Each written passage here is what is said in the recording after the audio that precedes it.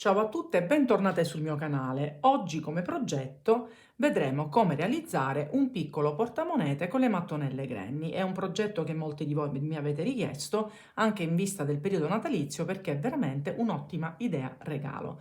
È molto semplice nella spiegazione, non ci vorranno tantissimi materiali come potete vedere, quindi ci servirà una click clack da 9 cm, poi del cordino, magari un po' di quello che vi è rimasto, perché per ogni portamoneta ne serviranno non più di 20-30 grammi. Poi ci dobbiamo armare di un ago e del cotone per poter poi cucire la click clack al nostro piccolo portamoneta, per cui ci armiamo di tutto e iniziamo subito la spiegazione. Iniziamo col realizzare una delle due mattonelle che ci serviranno per questo piccolo portachiavi Granny. La mattonella come spiegazione è più o meno, anzi è la stessa di altri tutorial delle borse Granny, ma comunque ve la rispiego. L'uncinetto che utilizzerò per questo lavoro è il 3,5. Io utilizzo il cordino Tai che si trova facilmente su Amazon o comunque delle mercerie online, ma chiaramente se utilizzate un altro cordino che è più duro, e più spesso, più sottile, adatterete l'uncinetto che più vi aggrada. Iniziamo quindi con il cappiettino e andiamo a realizzare 5 catenelle, quindi 1, 2, 3, 4 e 5. Andiamo a chiudere a punto bassissimo sulla prima delle 5 catenelle che abbiamo effettuato, quindi con punto bassissimo, e abbiamo creato questo piccolo cerchio. Adesso all'interno del quale dobbiamo andare a realizzare 4 gruppi di 3 punti alti separati da una catenella. Ve lo faccio vedere. Il primo punto alto viene sostituito da 3 catenelle, quindi 1, 2 e 3, e andiamo a realizzare quindi gli altri 2 punti alti. Così in questa maniera abbiamo creato il primo gruppo. Catenella e andiamo a fare il secondo gruppo, sempre di punti alti, quindi 3, 1, 2 e 3. Come vedete, la codina del lavoro iniziale io me lo sto lavorando man mano, così siamo anche più sicuri che la mattonella sia più salda e che non si scucia. Fatto questo, un'altra catenella, andiamo a fare il terzo gruppo, quindi 1, 2 e 3, catenella, e andiamo a fare l'ultimo gruppo, il quarto gruppo, 1, 2 e 3. Aspettate, si è incastrato il filo con la codina, ecco qui. Non ci dimentichiamo di fare comunque la catenella prima di tagliare il lavoro, quindi con questo colore abbiamo terminato, quindi tagliamo, sfiliamo e andiamo a ricreare l'asola di chiusura, quindi entriamo prendendo le due asole vedete, nel primo punto alto, che poi sono le 3 catenelle, facciamo passare il filo, poi prendiamo la catenella di separazione, entriamo in questa maniera e facciamo ripassare il filo. Ed ecco che non si vede più nulla. Adesso per il secondo giro andiamo a prendere un altro colore. Io ho scelto il blu, quindi il verde lo possiamo togliere. Quindi come vedete serve veramente pochissimo cordino. Quindi a casa sicuramente ce ne troviamo un po', per cui lo utilizziamo e recuperiamo materiale e andiamo quindi a creare delle cose veramente carine anche quando ci ritroviamo poco cordino. Quindi cappiettino, io mi vado a inserire dove ho creato l'ultimo passaggio, anche perché il cordino finale che abbiamo tagliato ce lo andiamo a seguire, diciamo, sempre per evitare che la mattonella in qualche modo possa perdere di consistenza e scucirsi. Quindi ci siamo agganciate, quindi nello spazio dove c'è la catenella, quindi nello spazio di separazione, e andiamo a fare un gruppo di punti alti. Quindi la prima viene sempre sostituita da 3 catenelle nello stesso punto, quindi realizziamo gli altri 2.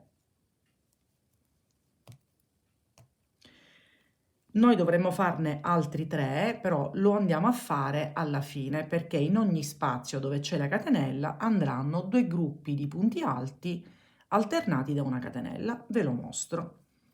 Quindi andiamo sul successivo, quindi in questo punto, quindi 3 punti alti nell'altro spazio, andiamo a creare il primo gruppo di punti alti, quindi 2 e 3, catenella, e nello stesso spazio altri 3 punti alti, quindi un altro gruppo.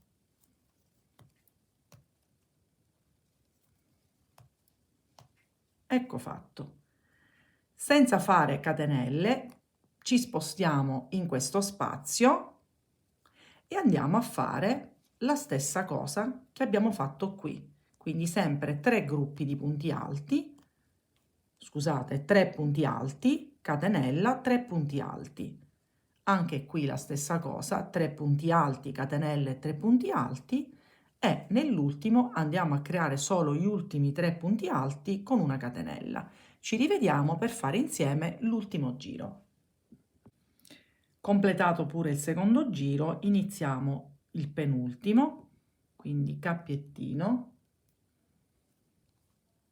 e andiamo, ci agganciamo. Io mi aggancio sempre dove ho terminato, sempre per poter poi nascondere più agevolmente la codina. Quindi iniziamo un'altra volta con punti alti, quindi io prendo la codina tutte e 2 e le nascondo e vado a fare un gruppo di punti alti, perché come al solito l'ultimo gruppo poi lo realizzo dopo. Andiamo quindi avanti in questo spazio tra questo gruppo e questo gruppo, andiamo a farne un altro, quindi 3 punti alti, e nell'angolo, quindi in questo che è un angolo, andiamo a fare 3 punti alti, quindi 1, 2 e 3, catenella, e nello stesso punto altri 3 punti alti, quindi lo schema è sempre quello. Poi qui nello spazio facciamo solo 3 punti alti, quindi un solo gruppo, e nel successivo angolo andiamo a fare un'altra volta 3 punti alti, catenella e 3 punti alti.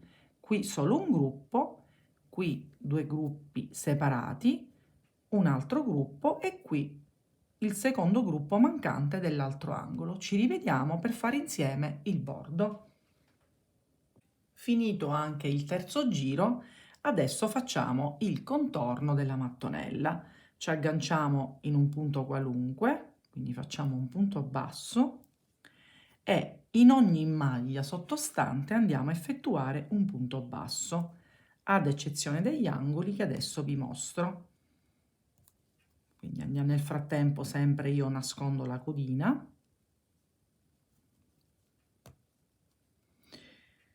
Vado avanti.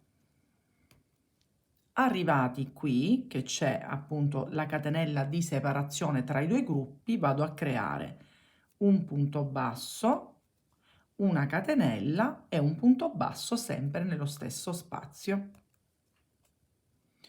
Poi proseguo anche su questo lato e su tutti i punti disponibili, scusate, ecco fatto, andiamo a creare il punto basso. Quindi anche questo è un lavoro molto semplice. Quindi anche qui catenella, cioè punto basso, catenella e punto basso, anche negli altri angoli, e ci rivediamo per vedere insieme come cucire fra di loro le mattonelle. Terminate le 2 mattonelle, io ho iniziato la cucitura che adesso vi mostro. Quindi ricordiamoci che un lato dovrà rimanere aperto, le mettiamo quindi così, iniziamo dall'angolo e andiamo ad effettuare questo tipo di cucitura. Vi faccio vedere in quello già realizzato, dobbiamo andare a realizzare questo, quindi cucitura, scusate, cucitura su 3 lati e un lato chiaramente deve rimanere aperto per poi alloggiare la clic clac. Quindi vi faccio vedere, anche questa è una cucitura che vi ho mostrato diverse volte, però appunto vi faccio rivedere un attimo come effettuarla. Noi dobbiamo sempre andare da questa parte, prendere tutte e 4 le asole e tirare per bene.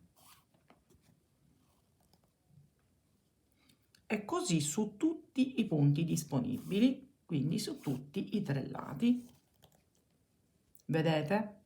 Facciamo un altro punto insieme ed ecco qua.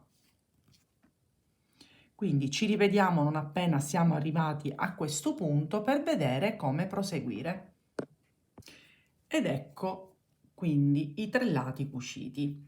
Come si può vedere, se noi proviamo a mettere la clic clac, l'apertura è troppo piccola. Allora io cosa faccio?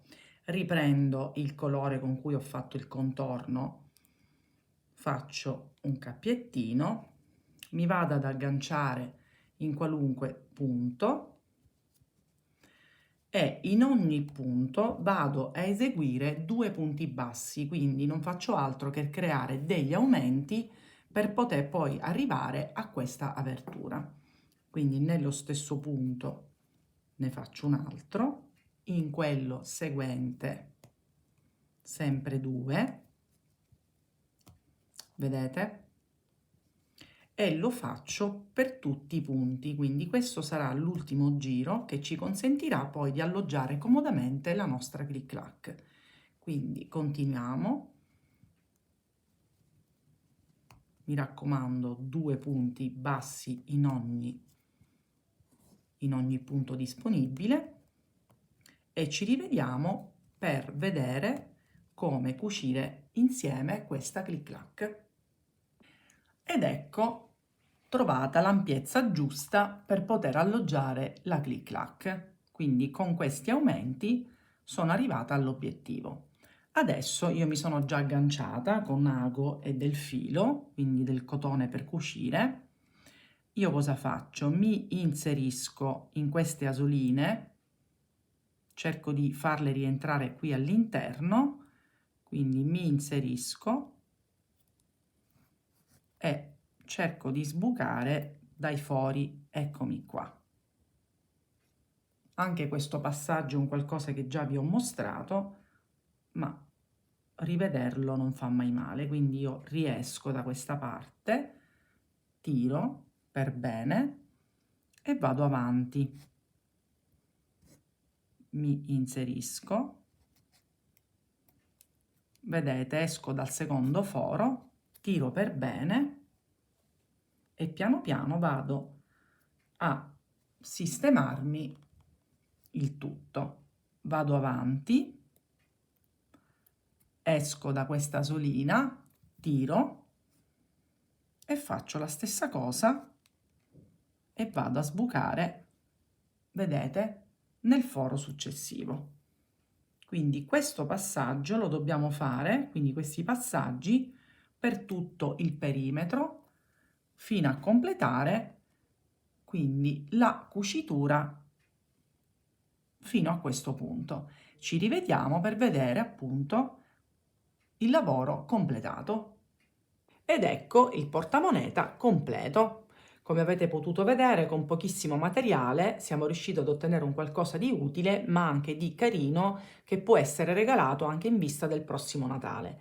Mi raccomando, se ci sono dei passaggi che sono poco chiari, scrivetemi. Se vi fa piacere, iscrivetevi sul mio canale, attivate la campanella, così sarete sempre messi al corrente dei miei prossimi lavori. Per cui non ci resta che salutarci e ci vediamo alla mia prossima creazione.